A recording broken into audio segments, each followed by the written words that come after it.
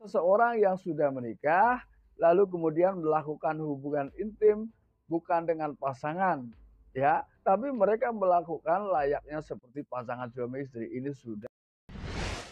Saksikan dan dukung terus channel Kang Kumis, mengulas seputar problem rumah tangga, percintaan hingga masalah personal. Assalamualaikum warahmatullahi wabarakatuh. Pada kesempatan kali ini Kang Kumis ingin membahas mengenai definisi selingkuh menurut Islam, ya. Ini sebetulnya banyak tapi saya ringkas ya. Saya ringkas, saya perpendek jumlahnya ya. Karena ini mengingat waktu juga ya. Yaitu mengenai apa saja sih definisi selingkuh menurut Islam ya. Namun sebelum lanjut ke topik kali ini, silahkan sahabat semua subscribe, like, dan komen di channel Kang Kumis agar sahabat semua tidak ketinggalan informasi-informasi terbarunya. Oke, kita bahas langsung ya. Hal yang pertama adalah selingkuh dari sisi mata, dari sisi pandangan ya. Ini ternyata secara definisi menurut Islam, ini sudah selingkuh.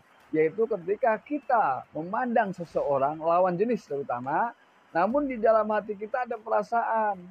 Lalu kita kemudian ada nafsu, lalu kemudian kita membayangkan ya, seandainya saya melakukan hal ini sama dia, wah betapa nikmatnya. Ini sudah selingkuh secara Islam ya.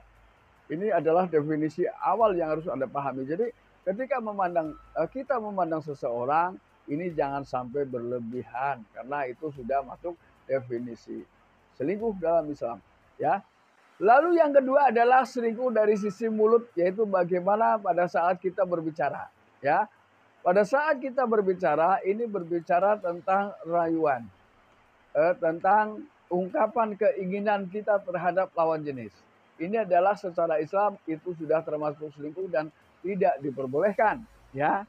Jadi ketika kita bicara yang real-real saja, jangan sampai menyangkut hal-hal yang bersifat perselingkuhan, apalagi kita sudah sama-sama memiliki pasangan. Karena secara definisi itu sudah termasuk selingkuh dari sisi perkataan atau selingkuh dalam berbicara. Ini ya. Ini hal kedua yang harus Anda pahami.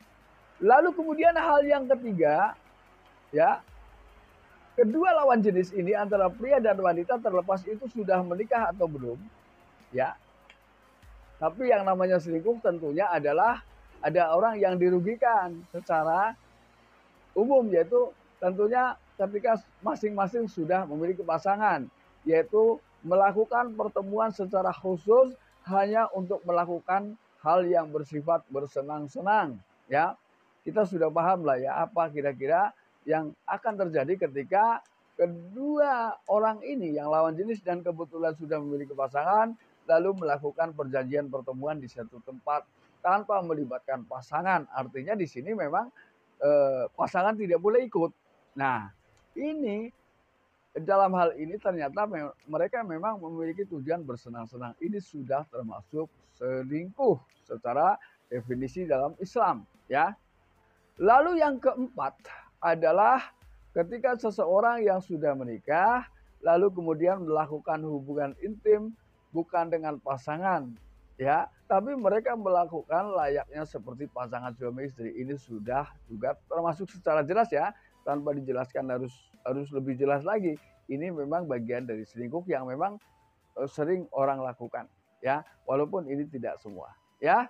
Nah sahabat, itulah yang dapat Kang Kumis sampaikan, dan jangan lupa saksikan terus video-video lain di channel Kang Kumis. Dan akhir kata, salam harmonis bersama Kang Kumis. Wabillahi taufiq wal hidayah.